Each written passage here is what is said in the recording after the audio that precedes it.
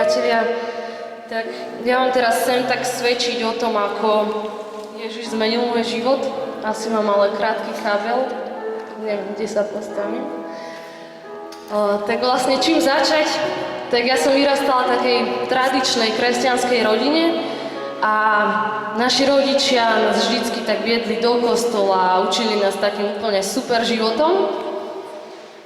Ale zrazu prišla škola, základná škola, však každý sme ju navštevovali a prišiel druhý stupeň a ja som si zrazu našla takú partiu a išlo to tak dole vodou, že jednoducho keď sme mali 12 rokov, tak sme sa